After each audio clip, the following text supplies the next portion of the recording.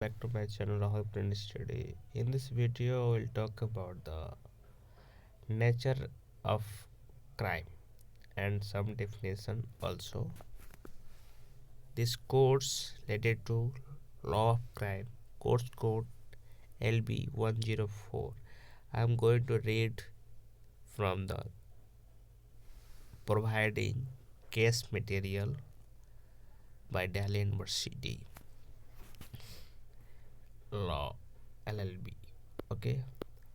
So this is the syllabus. I have covered this syllabus in previous video. In this video I will just read the definition and nature of the law of crime. If you want to see the syllabus, want to know about the syllabus, just watch the previous video. I will cover and explain the syllabus properly. Okay, there are some questions for sample for the attempt and revision. For practice, you just go through these, guys. I will share this PDF in my Telegram channel, namely Rahul Prudent Study. You can join for the update. Okay, this is for this video. Nature and definition of crime. Nature of crime. What is a crime? We must answer this question at the outset. In order to answer this question, we must know first what is law.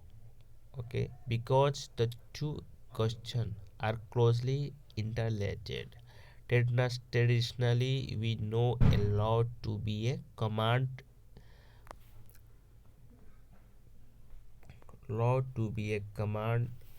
joining a course of conduct.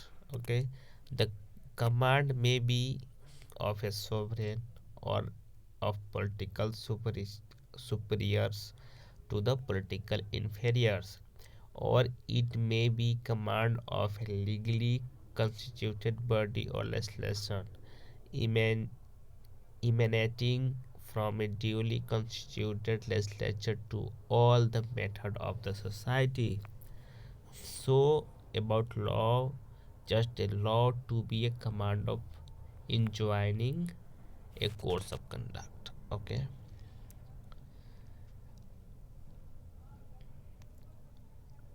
a crime may be therefore a crime may be an act of disobedience of to such a law forbidding or commanding it, but the disobedience of all laws may not be a crime. For instance, disobedience of civil laws or laws of inheritance of contracts. Therefore, a crime would mean something more than a mere disobedience to a law. It means an act which is both forbidden by law or revolting to the moral sentiments of society. Thus, robbery or murder. For example, thus the robbery or murder would be a crime because they are revolting to the moral sentiments of the society. But disobedience of the revenue laws or the moral sentiment of the society, but disobedience of the revenue laws or the laws of contract would not constitute a crime.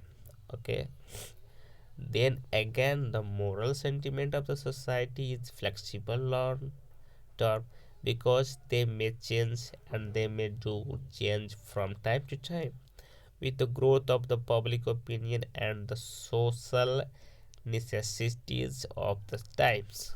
So also the moral values of the country of one country may be and often are quite contrary to the moral values of another country. That is different, could be different, would be different. To cite a few instances, heresy by was a crime at the time in the most of the country. heresy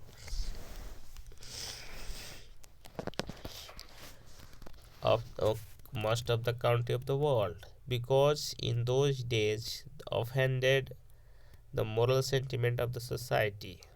It offended the moral sentiment of the society. It was punished with burning, but nobody is punished nowadays for his religious beliefs, not even in a theocratic state. The reason is obvious. Now it does not offend the moral sentiment of the society. Adultery is another such instance. It is a crime punishable under our penal code 497, but it is not so some of the country of the west. Then again, soti, that is the burning of married woman on the funeral pyre of her deceased husband, was for a long time considered to be a virtue in our own country, but now it is a crime. Similarly, polygamy was not a crime in our country until it was made by the Hindu Marriage Act 1955. This act, it may be stated that, does not apply to the Mohammedans or Christians, but Christians are forbidden to practice polygamy under their laws. Okay. Of marriage, while Mohammedans are yet immune from the punishment from polygamy. Up to five wives can Mohammedan practice as per their Muslim law. Just check. Okay, all these stances go to show that the content of crime changes from time to time in the same country and from country to country at the same time, because it is discerned by the moral value improved of a part or by a particular society in a particular age in particular country. A crime of yesterday may become a virtue tomorrow, so also virtue of yesterday may be because become a crime tomorrow. Okay. Okay. Such being the content of crime, all the attempts made from time to time, beginning with Blackstone down to Kenny. Blackstone, that's a thinker, Kenny also a thinker, down to Kenny in modern times to define it, have proved abortive.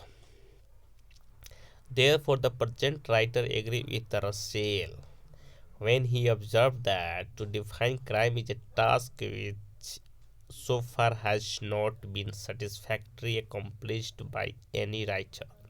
In fact, criminal offences are basically the creation of the criminal policy adopted from time to time by those sections of the community who are powerful to institutes enough to safeguard their own security comfort by causing the sovereign power in the state to repress conduct which they feel may endanger their position. But in a student embarking on study of principle of crime must understand the chief characteristics and the true attributes of a crime. Thought a crime, as we have seen, is difficult of a definition is in the true sense of term. A definition of crime must give us the whole things and the sole things, telling us something that shall be true of every crime and yet not be true of any other conceivable and non criminal breach of law. We cannot produce such a definition of crime as might be flexible enough to be true in all countries, in all ages, and in all times. Nevertheless, A crime may be described and its attributes and characteristics be clearly understood.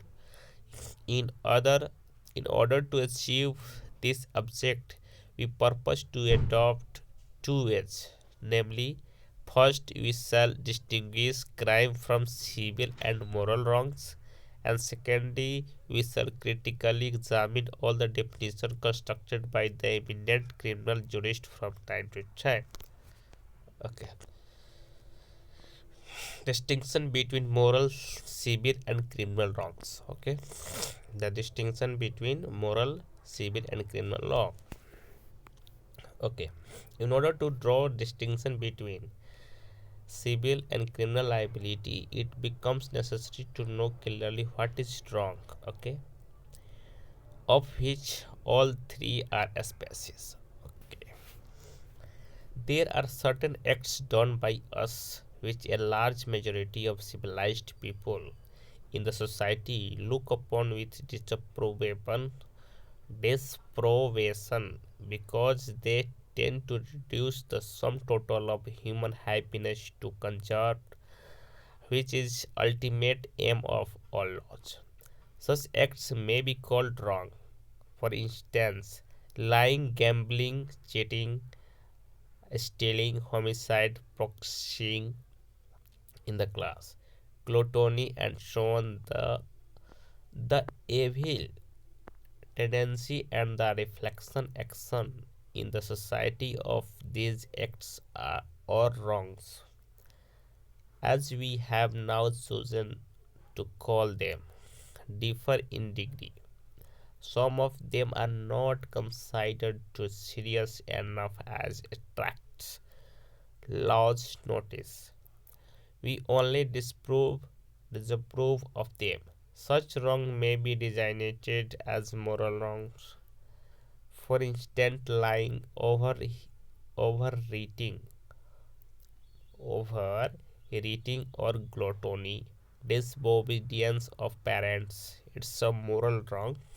We should respect our parents or teacher, and so on. Moral wrongs are restrained and corrected by social laws and laws of leisure.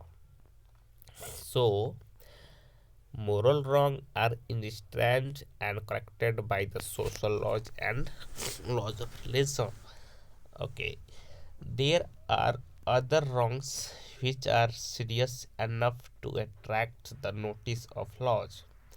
The reaction in society is grave enough and is expressed either by reflections of the pain and on the wrongdoer or by calling upon him to make good the loss to the wronged person. In other words, sorry, law either towards punishment or damages according to the gravity of wrongdoing. If the laws awards a punishment for the wrong John, we call it a crime. If the laws awards a punishment for wrong done, we call it a crime. So, but if the laws does not consider it serious enough to award a punishment, allows only indemnification or damages. Indemnification or damages. Let copy these words. Good words. Indemnification or damages equals such wrong as a civil wrong. So this is the difference. When the punishment awarded for wrong, then is called crime. When the damages awarded for the wrong, then is called civil wrong or tort. Okay. In the order to mark out of the distinction between crime or tort, we have to go deep into matter and study it rather elaborately. Okay. Civil wrong and criminal wrong. So, we may state, broadly speaking, first that the crime are graver wrongs than torts. Mark this line, guys. The crime are graver wrongs than torts. There are three reasons for this distinction between a tort and a crime. First, they constitute greater interference with the happiness of others. Yes, and affect the well-being not only of the particular individual wronged but of the community as a whole.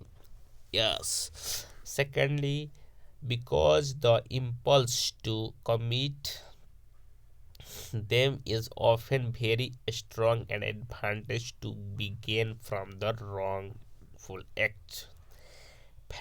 Facility with the facility with which it can be accomplished are often so great and risk of detection so small that human nature, inclined as it is to take shortest cut to happiness, is more likely to be tempted more often than not to commit such wrongs. A pickpocket, a swindler, a gambler are all instances.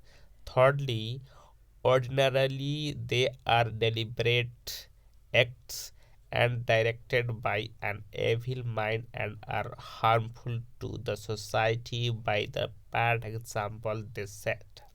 Since object namely of making an example of a criminal, of deterring him from the repeating of the same act, of reforming him by the eradicating the evil, and of satisfying the society's feeling of vengeance. Civil wrong on other hand civil wrong or on other hand are less serious wrong than criminal wrong. Okay, as the effect of such wrong is supposed to be confined merely to individual and does not affect community at large. So this is the major difference. A crime can affect the community at large, but a civil wrong cannot affect community at large. It's related to individual mainly. Okay. Secondly, the accused is treated with greater indulgence than the defendant in civil cases. Okay. The procedure and the ruler of the procedure and rules of evidence are modified in order to reduce to at a minimum the risk of an innocent person being punished. For example, the accused is not bound to prove anything. Okay, the accused is not bound to prove anything, nor is he required to make any statement in court, nor is he compellable to answer any question or give an explanation. However, under the continental laws, an accused can be interrogated. Okay, thirdly, if there is any reasonable doubt regarding the guilt of accused,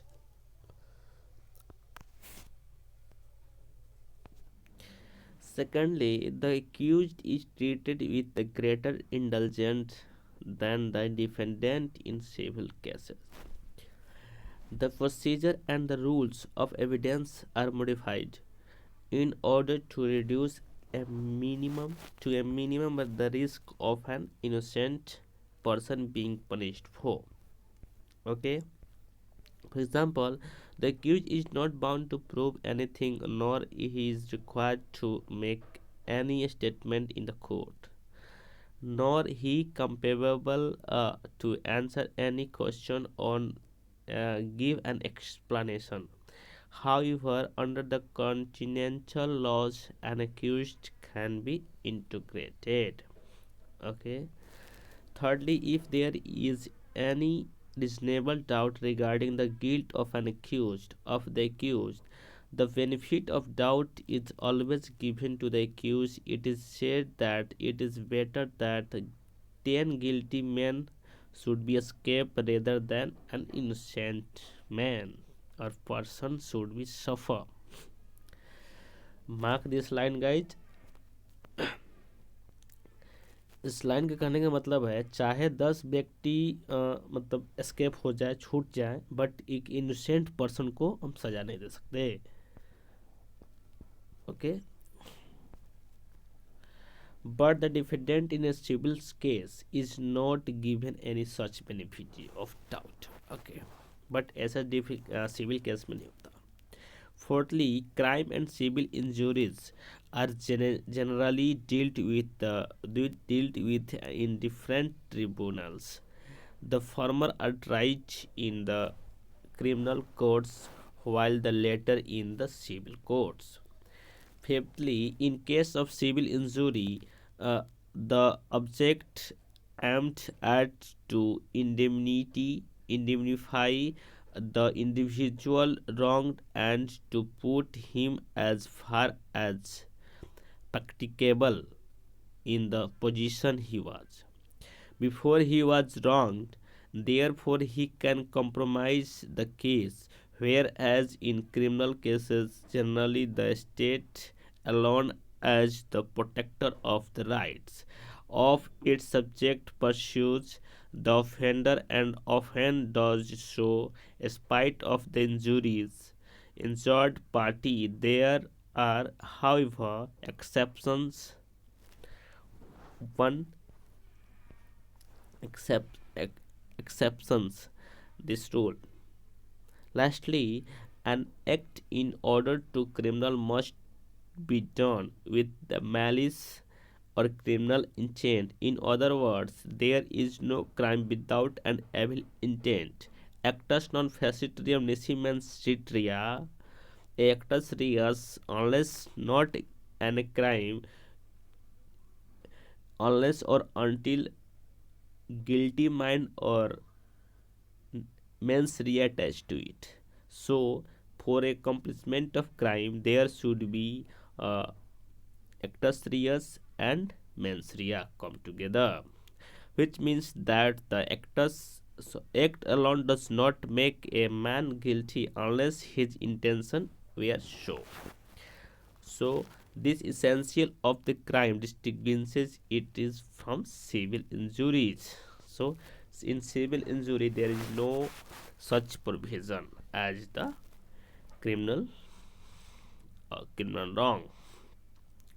Now we distinguish a criminal from moral wrongs.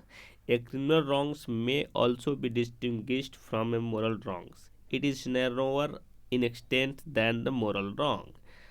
In no age or in any nation, an attempt has ever been made to treat every moral wrong as a crime.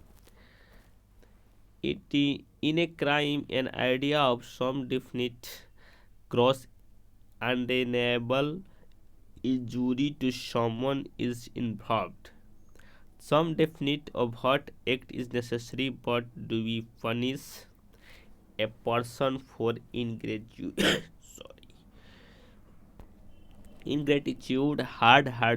heartedness, absence of natural affection, habitual idleness, avarice, sensuality, and pride, which are also instances of moral lapses. They might be subject of confession and penance, but not criminal proceeding. The criminal law therefore has a limited scope. It implies only two definite acts of commission and omission, capable of being distinctly proved.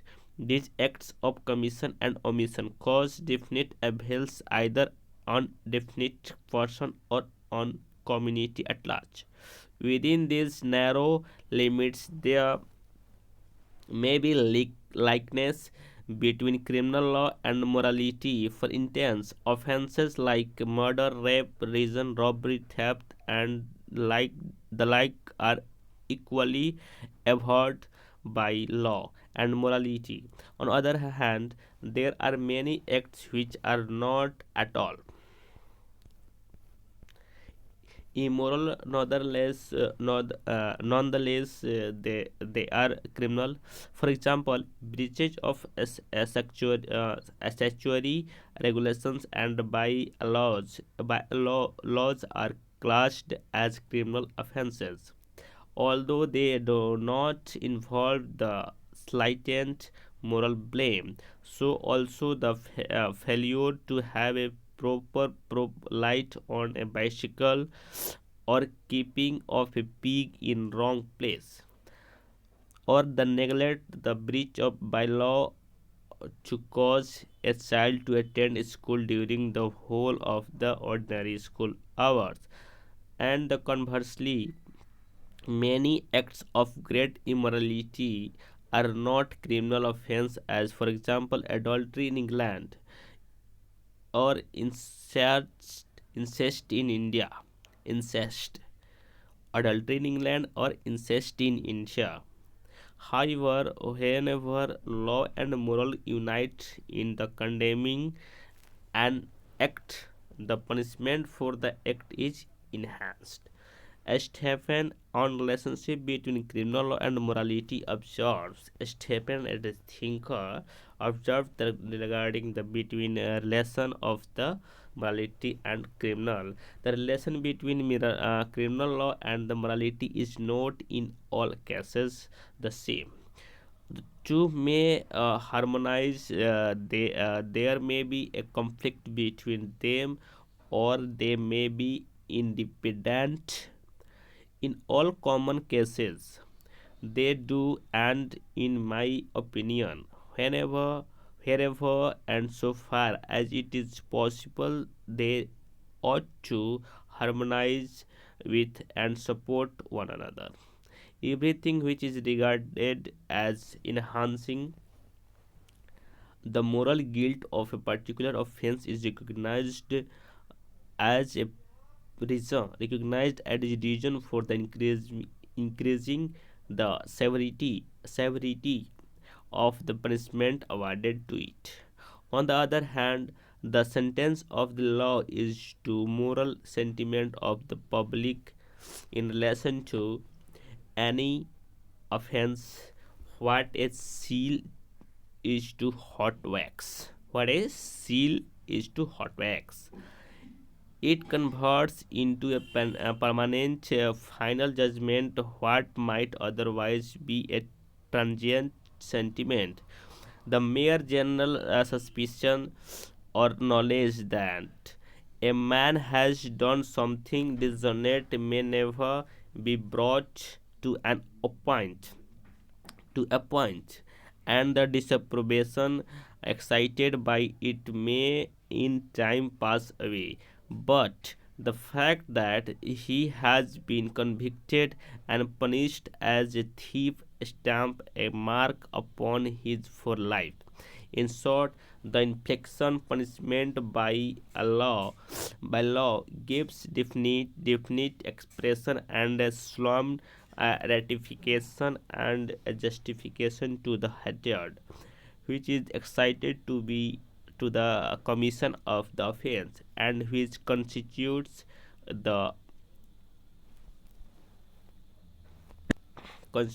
the oral or popular as distinguished from the conscientious sanctions of that part of morality which is also sanctioned by the criminal law. The criminal uh, law thus proceeds upon the principle that it is orally right to hate criminals, and it confirms and justifies that the sentimental sentiment by the infliction upon criminal punishment which express it. Now the distinction between the criminal law and ethics. Just I have covered the distinction between criminal law, criminal wrong, or civil wrong, distinction between criminal wrong and moral. And now we covered going to cover the criminal law and ethics. Let us also distinguish criminal law from ethics. Ethics is the study of Supreme Court. So guys, what is ethics? Ethics is the study of supreme good. It deals with the absolute idea, whereas the positive morality deals with the current public opinion. And law is concerned with the social relationship of men rather than with the individual excellence of character. The distinction between the law and morality has been discussed already, as I told. We may now bring out the distinction between law and ethics by citing two illustrations. Your neighbor, for instance, is dying of starvation. Your granary is full. Is there any law and requires you to help him out of your penalty? It may be ethically wrong or morally good. Sorry, morally wrong, but not criminally wrong. Then again, you are standing on the bank of a tank. A woman is falling her picture. All of a sudden, she gets an epileptic fit. You don't try to save her. You may have committed an ethical wrong or moral wrong, but you will be punished criminally. Not. However, it's a question. I'm not getting the answer. It's a question. You will punished or not. However, with the growth of the humanitarian ideas, it is hoped that the conception of one's duty to others will gradually expand, and a day might arrive when it may have to conform to the idea conduct with the great Persian poet Sheikh Sadi aimed at Visa. If you see a blind man proceeding to a well, if you are silent, you commit a crime. This was what the poet said in the 30th century, but you may have to wait for a few more decades when we might give a different answer to the question. Am I my brother's keeper? Are crime and tort complementary? Do you think, guys, are crime or not complementary to each other? Let's see. In the foregoing, we have drawn a clear distinction between crimes and civil injuries. In spite of those distinctions, and not exclusive of each other, criminal wrong and civil wrong are thus not sharply separated groups of acts but are often one and the same act as viewed from different standpoint, the difference being not one of nature but only of relations. To ask concerning any occurrence, is this a crime or tort? Is to borrow Sir James Stephen's apt illustration no wiser than it would be a task of man.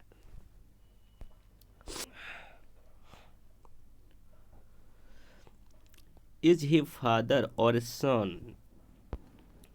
Is he a father or a son? For he may be both. In fact, whatever is within the scope of the penal law is crime. Whatever is a ground for a claim of damages, as for an injury, is a tort, but there is no reason why the same act should not be belong to the basis to the both classes. I read many acts do. In fact, some torts or civil injuries were erected and are being erected into crimes. Whenever the lawmaking hand comes to regard the civil remedy for them as being inadequate, but we cannot go so far as to agree with Blackstone when he makes a sweeping observation that universally every crime is civil injury. This observation of Blackstone proved incorrect in the following three offenses, which do not happen to injure any particular individual. First, a man publishes a serious libel or enlists recruit for the service of some foreign belligerent. In either of these cases, an offense against the state has been committed, but no injury is caused to any particular individual. Secondly, an intending for great forger, forger, forgerer who is found in possession of a block for the purpose of forging a trademark or engraving a banknote or for forging a currency note commits a serious offense, but he causes no injury to any individual. Thirdly, there are cases where thought a where though a private individual does actually suffer by the offense, yet the sufferer is no other than the actual criminal himself, who of course cannot claim compensation against himself. For example, in cases of attempted suicide, however in England as elsewhere, the process of turning of the private wrong into public ones is not at complete, but it is going forward year to year. For instance, the meaning of or killing of another man's cattle were the formerly civil, but they were made crimes in the Hanoverian reign. Then again, it was not until 1957 a crime for a trustee to commit a breach of trust. So also incensed was created a crime in 1908. In fact, the categories of crime are not closed in our own country. Since independence, many acts have now been enacted into crime which we could not even have conceived of for the intense practice of untouchability or forced labor or marrying below a certain age and so on. A socialistic state does not conceive of many antisocial behaviors punishable as a crime moral frequently. So we must remember that the crime is a relative concept and a changing one too. Different society have different views as to what constitutes a criminal act, and the conception of a criminal crime may vary with the age, locality, several other facts and circumstances. For example, people were burned for the heresy a few century ago, but in modern times no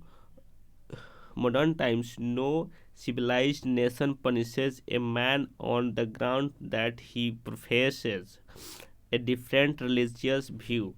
Then again, adultery is a crime according to our penal code, while it is a civil wrong according to English law. Okay.